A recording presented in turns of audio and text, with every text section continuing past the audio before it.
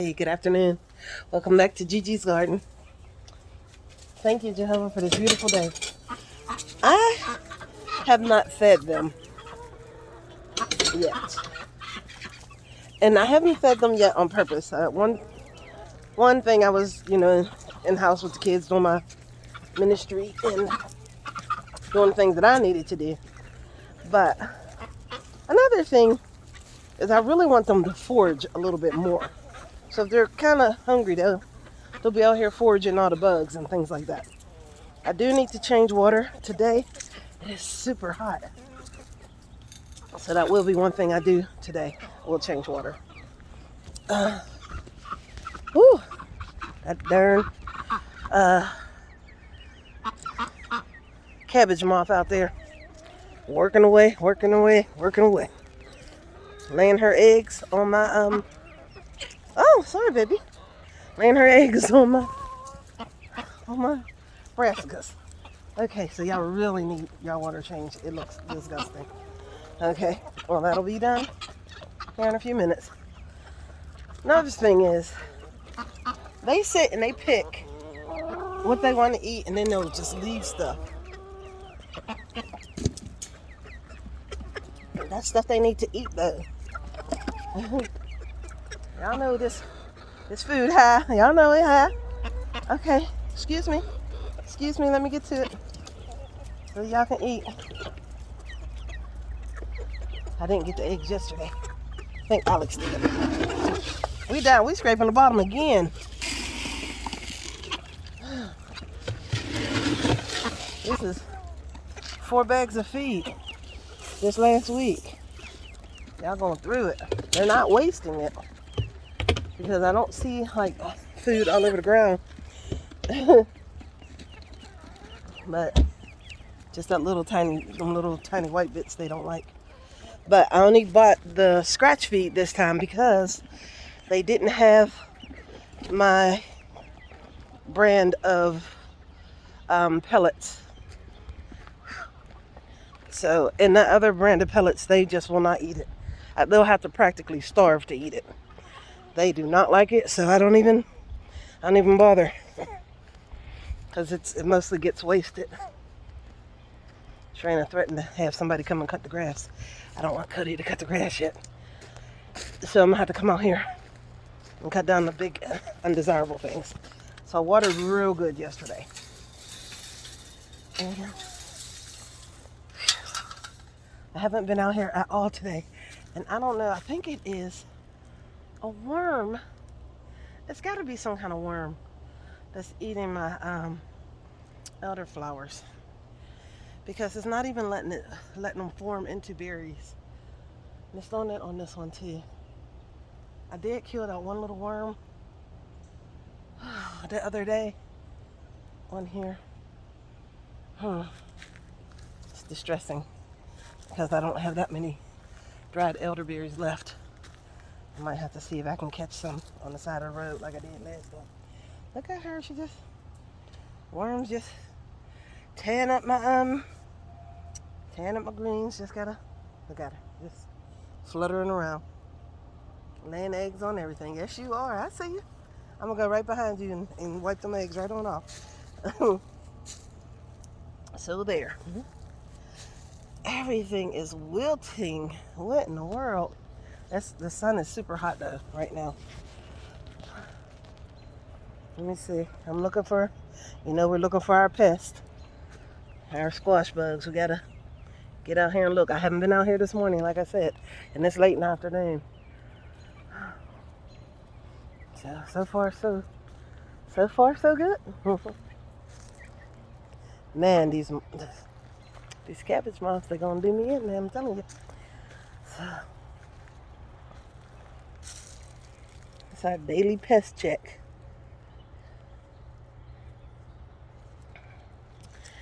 This cabbage is trying to head up. That one is trying to head up. And the whole middle of it's gonna be icky because of the worms. This huge, let me show you. These spider webs is about to kill. This spider don't know if you can see it because of the sun. Well, he got the biggest web all over my kale. It's a good and a bad thing. Good thing because I know he's eating any worms or bugs that comes to it. Bad thing is that I'm not gonna be able to eat it because of him. Just looking on initial inspection, I don't see anything yet. Is there something in there? I don't know. I see a little web. So there might be. Let me just give a little squeeze just to see. So initial inspection, I don't see anything. And there's also a wasp flying around in here. So if there is anything, I think that's one of the beneficial wasps. So they'll get it. Hi, my nasturtiums are just laying over on the side. It is that hot. Let me see. Look, just laying on the side. This one's standing straight up. This one's laying on the side. My little blueberries. I got 1, 2, 3, 4, 5 blueberry bushes. I gotta get 4 more, I believe. I want to get 4 more, and I just might continue the blueberry bushes straight on down this row. Even though I have peas in here now, I want to continue those blueberry bushes right straight down that row. So, all right, little bug. I don't care what you don't shoot. My little, I don't know. I'm just looking at my stuff that the chickens done ate up. Now basil, got one leaf flopped all the way over. Let me see. Just sad, hot and sad, that's all. Ugh. My tree collard. I see the cabbage moth trying to get in here. So I don't see that she has been in here. That's a good thing because I need those to grow. That's a perennial, it'll grow. It'll just grow forever as long as you take care of it. And then after it gets really established, you won't have to worry about it anymore. So let's see what's going on with these potatoes. I know they flowered the other day, and I just seen a video where it says when your potatoes are flowering, if you pluck the flowers off, that'll give more vigor to your root, and that's what you want your root stocks to get bigger. Sunflowers are finally getting tall, and these beauty berries, I don't know, they're doing something. And it looks like I have one ground cherry that is actually coming up. I must have planted about 12, 13 seeds in here, if not more. But I planted 2 different types. 2 different varieties of ground cherries. I think only one of them's coming up. Maybe 2. I don't know what that is. That might be a ground cherry there too. So we'll see. My friend in South Carolina, Tiffany, she showed her little harvest. She got all kind of stuff already. But South Carolina's growing season is a lot longer than ours and started a little earlier, where we were getting these weird frosts. South Carolina, they wasn't getting it as bad as we did. So, hi guys. We're just gonna see. Hopefully, everything in here grows and matures. There is spider webs all over my hibiscus. But those hibiscus are flowering like crazy. Look how pretty. Yep. Every day I am gonna I see a weed right here. This is weed. This is a weed growing all the way up the side. You sneaky too. No sir, you don't. I'm gonna put the sweet potatoes here because the patty pan squash I put there did not make it. They did not germinate at all. So let's see. I might put one here and then put one there, so that way they can grow up this trellis that way. Okay, got a little grass in here. Little grass. Things are getting their true leaves, so maybe we will have some good stuff coming, hopefully. These little tiny seedlings, I had to move the box because it was kind of blocking everything, blocking the water and everything. So it seems like this bed is taking forever to grow. So I'm not being impatient. I just really want it to grow faster. And this side is doing a little better. Wondering if it is a cutworm that's eating my that ate my one loofah, or that's coming back, because it was trying to grow back again, and it looks like something just keeps cutting it off and eating it. So I don't know. There's grass coming in here. And grass and grass. I don't know, my little roselle are doing okay over there, and that little tomato plant that I accidentally broke and shoved in there is coming back. It looks sad, but it's coming back. It's growing. I don't know. I'm so ready to eat greens. Come on. I'm going to eat those greens over there until these ones get better. Until these ones come. So, the orchard seems to be doing okay. I do have one yellow leaf on my apple tree. I don't know what's going on with that. Oh no. What's these spots? What is these spots on my apple leaf? Anybody know? Because there's only a couple of them with it. I don't want something to be happening. I don't want something to be happening because I've never grown apples before, so I'm really wanting to be particular about that one. And this pear tree look good. Shoot, this pear tree ain't got no worries. We still praying about the pecan stick. Yeah, we still praying about that. We're gonna see. We're gonna see if it works. Tomatoes everywhere. I did not reseed these cherry tomatoes that came back from last year. They'll be back again next year if you let them go. And the crazy thing about it is I threw cherry tomatoes all in the woods. So I'm like hoping to look back there and be cherry tomatoes coming over there. But I don't see any yet, so we'll see. I made my kombucha with my mint.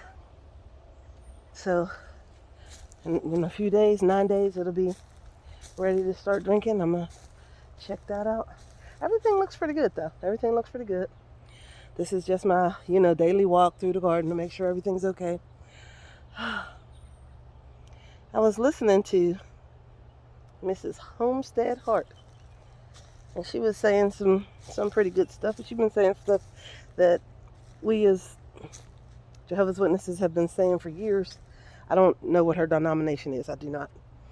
But her last video was really, really good. It was very encouraging just to think, because she was saying, God's kingdom, where God's kingdom is coming, what has to take place for God's kingdom to come here. What do we have to do to be a part of God's kingdom? And so she was saying some really good stuff. And I was like, yeah, she must have been she reads her Bible. You could tell from what she's saying. So we know that these things are happening. We know that these things are coming. We know what we have to do to survive these things. All you got to do is draw close to God, pay attention, work on your relationship with Jehovah. That is the number one thing. Work on that relationship with Jehovah. You have to have a strong relationship with God to make it through these things. And you can't depend on yourself. Yeah, I got this garden and everything, but what if the government comes in and be like, oh, you got to go? What am I going to do? Take my garden with me? No, I'm going to have to rely on Jehovah. And that's exactly what we have to do. So rely on Jehovah. Do what you can to prepare yourself for these things that are coming. Read your Bible, pray, work on your relationship with God, and treat people the way you want to be treated. Same thing, just do what God expects you to do. Don't do what you think that you should do. Do what God tells you to do, and you will make it out fine. As like Ms. Homestead Hart was saying, this is not our fight, and everything that's going on has nothing to do with us. This is something that is going to have to happen, because Jesus told us it was going to have to happen. So we just need to do all we can be prepared for the things to come. And if you want any more information about it, go to jw.org. In the search engine, put a question in there.